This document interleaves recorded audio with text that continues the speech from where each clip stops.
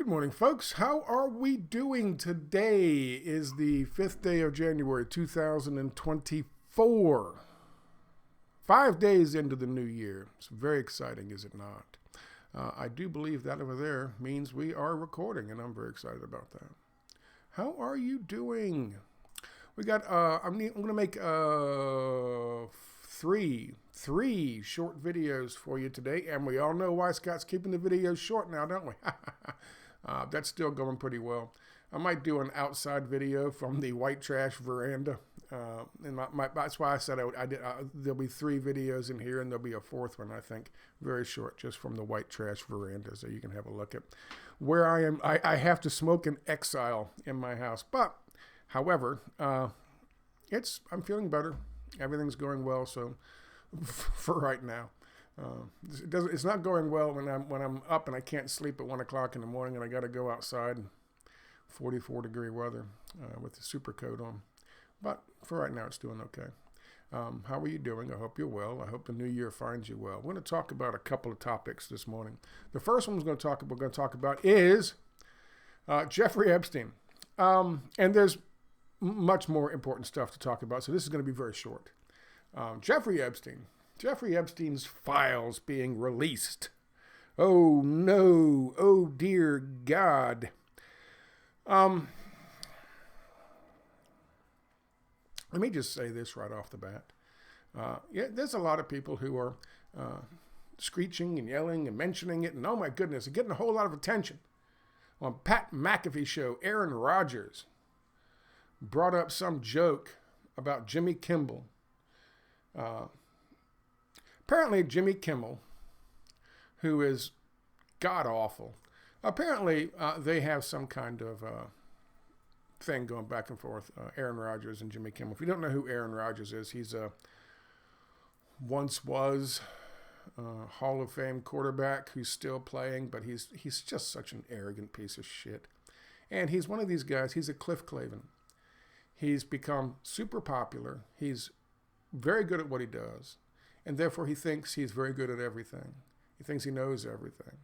And he mentions all kinds of stuff that people like Nick Wright, who apparently want to be Russell Brand, if this fucking new garb of his is any indication, and his hairstyle is any indication. And the way he uses his hands and gestures, over gestures, in his videos now. I didn't used to do that, but now he's, I guess, trying to be Russell Brand, I suppose. Aaron Rodgers, who was an ultimate narcissist, who suffers from main character syndrome like very few TikTok influencers ever possibly could. And does this interview. He gets paid a lot of money. Pat McAfee puts him on. And they made some joke back and forth, and he tossed in some kind of shot at Jimmy Kimmel because Jimmy Kimmel and him go back and forth.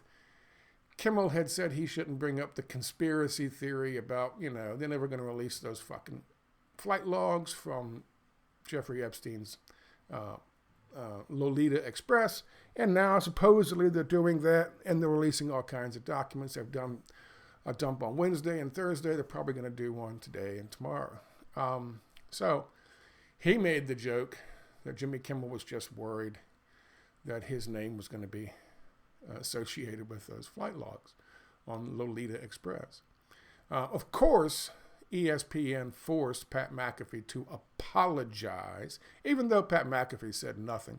Pat McAfee did it. He did this disingenuous apology where he came out and said, we didn't, it wasn't meant like that, and we didn't mean that, but we had no idea, and he was going to say it, but we apologize that it was aired during our... So ESPN, remember when Pat McAfee said he's not going to change anything he does because of ESPN, because his new fucking association, his new multi-million dollar contract with the woke ESPN. Ha! Too bad for that. There was also somebody who mentioned, I forget his name. He does some commentary, political commentary, and mostly sports commentary. Forget his name. I wish I could give him credit. But he brought up the fact that Brett Favre, he had made a joke about Brett Favre when it was made pretty clear, pretty obvious that Brett Favre had stolen money from the state of fucking Louisiana, or they had siphoned money off that was supposed to go help poor people, but instead it went to fucking Brett Favre, and he built some kind of thing on a university for his volleyball playing daughter or some shit to buy her some clout, some shit. And he made a joke about that. Of course, Brett Favre was going to sue him. And then 2 weeks, and he told him he had to apologize and all this shit, and he would refuse to do it, except he did do it. Just so happened 2 weeks later, they announced that they had a deal with ESPN, which means ESPN said, you got to clear this shit up with Brett Favre before you sign this contract. And he did so. Why do I bring that up? Because Pat McAfee's just a sellout. He started off being a sellout even before the contract. And he comes out and goes, nothing's going to change about me. We're just, down-home guys. I wear a tank top and a gold chain, and I do a bunch of human growth hormone, and I'm getting all beefy. He was a punter, But he's got a good show. He's got a huge following on YouTube. Not so much anymore on ESPN, but money's going to change you. He was destined to change. I bring that up only so I can tell you this. He had to apologize to Jimmy Kimmel because Aaron Rodgers made a stupid joke in passing. This guy, Nick Wright, has gone off about it, calling him a conspiracy theorist and using all the same bullshit that they always use.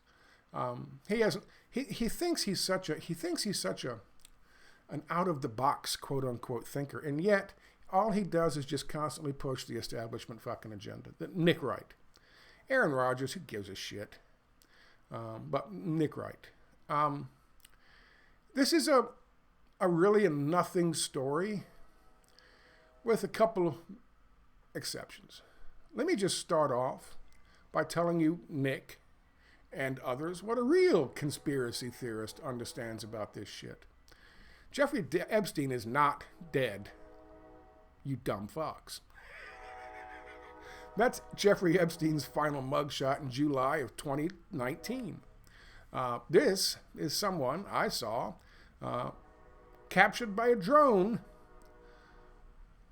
on Little St. James Island in August 30th, 2019. Rusty Shackelford is a guy who was operating the drone, and he put that on YouTube. The guy standing there, blown up, is that. That is clearly Jeffrey Epstein on his island after his quote-unquote death, August the 10th. That's August the 30th. August the 10th, August the 30th. Jeffrey Epstein. There's no question. He stands the same way. He holds his arms crossed the same way. He's got the same fucking shoes. He's got the same fucking kind of clothes, the same fucking hair, the same nose, the same fucking eyebrows, and of course the same jawline. And the same dimple in his fucking chin. That is Jeffrey Epstein. And he is very much alive. I've got a ton of stuff here on Jeffrey Epstein, if you like. Tons of stuff. The wacky debate plus edgelord X and Trump discuss Epstein's quote-unquote death. Yeah. Here's the article from this morning. Now, this is from Daily Saba. Now, this is an interesting article. I strongly recommend you go look at it. This is as far as I'm going to go with this. I'll give you a brief commentary after I read this. A fresh set of unsealed documents related to Jeffrey Epstein's sexual misconduct with teenage girls was made public on Thursday, contributing to several hundred pages to an existing archive. These records shed light on the financier's exploitation and connections with the affluent, influential, and well-known, illustrating how he recruited victims and concealed his criminal activities. The 19 documents, or about 300 pages, were half as many as the over 40 documents released on Wednesday. The documents so far, with more to come, were sprinkled with names of celebrities and politicians who socialized with Epstein or worked with him in the years he was publicly accused nearly 2 decades ago of paying underage girls for sex. They also contained the accounts of some of Epstein's young victims, many of whom were high school students who took payments of $200 to give him illicit massages. The records being unsealed were part of a lawsuit filed by one of those victims, Virginia Giuffre, against Ghislaine Maxwell, who was Epstein's former girlfriend, household manager, and chief recruiter of young, vulnerable females. Also, Ghislaine Maxwell is the daughter of a notorious Israeli intelligence asset and fixer. So she's really his handler. She's not his household manager, recruiter, but she did these things, I guess. But she was his handler. That lawsuit was settled in 2017, but documents in the case are still being released years later. More of the names of those records are familiar to anyone who has followed the scandal closely. To give you a better, to scroll down here, this is on my American Everyman blog, and this is my, if you go down and click on, wait, no, here we go. Jeffrey Epstein on the side down here, you'll find a good video and a good interview I did, a Seriously Unlimited Hangout with Whitney Webb. I did this a year ago. We talk about a bunch of stuff, One Nation Under Blackmail, her 2-volume deep dive into what's going on. And of course, there's Jeffrey Epstein. And I believe that is Maxwell. But there you go. That's where we are with that. Let me give you my take on this stuff here.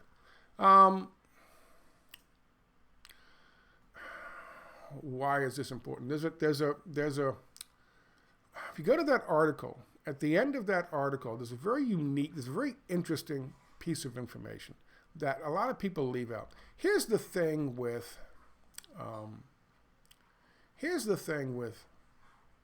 where is it?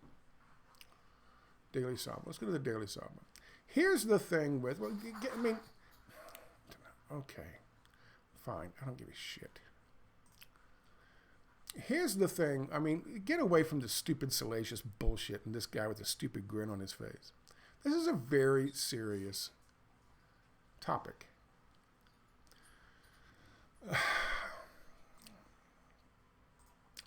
This article talks about, and in detail, oh, come on, goddamn. In detail, stop with the goddamn advertisements and the nickels. Jesus. It goes into detail with a number of these young women, some of whom would bring, there's something wrong with my goddamn focus here. There we go. What's wrong with that? Some of whom would bring themselves to his homes or his offices. Some would also, who they themselves earlier had been abused when they were in high school. These guys are in their 30s, sometimes 40s and 50s, and women. They would pay them, but they would tell them that these are important, powerful people who can help you get to where you want to go in your life. Some of them would actually bring underclassmen from school with them. They would go and hang out. They would get paid at the end of the time. They'd hang out on next to his pool, or they would take a nap and they would get paid. They hang out and swim in the pool and they get paid. They would just hang out and fucking talk and they would get paid. But the younger girls would go off with Jeffrey and whoever he had with him, and they'd come back a couple hours later. Everyone got paid and off they went. This is deplorable. Of course it's important.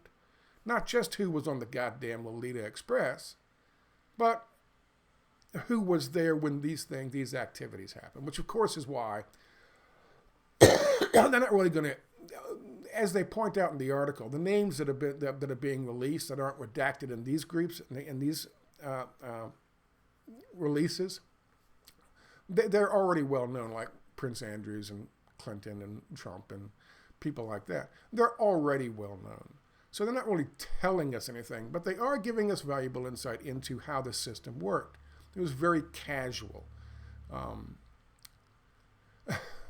But here's what's really important about this, I think, and why this is something that, if you go all the way to the bottom, buried way down in this article,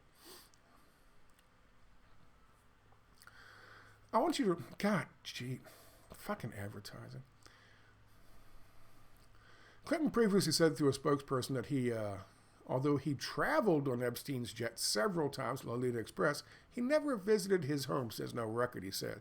But now there is. Had no knowledge of his crimes and hadn't spoken to him since his conviction.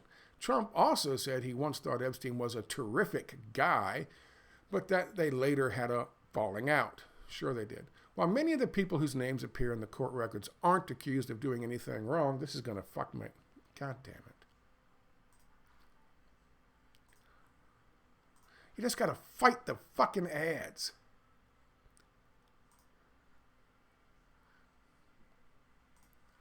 Sorry.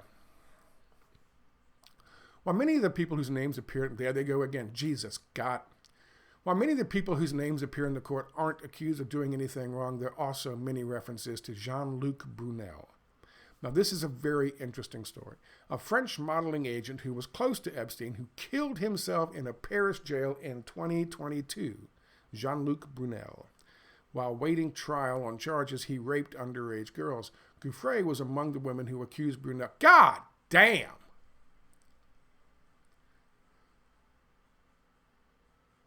This is fucking obscene. This is just obscene.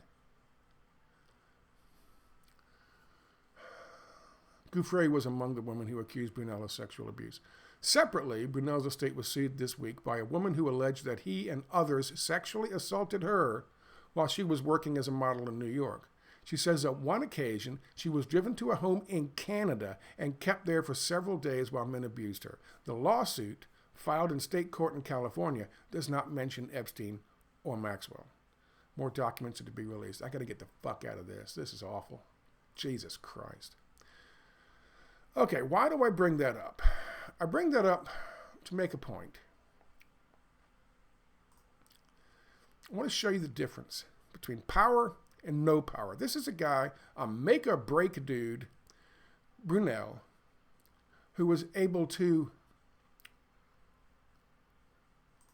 move in certain circles and deal with the fashion industry and make models.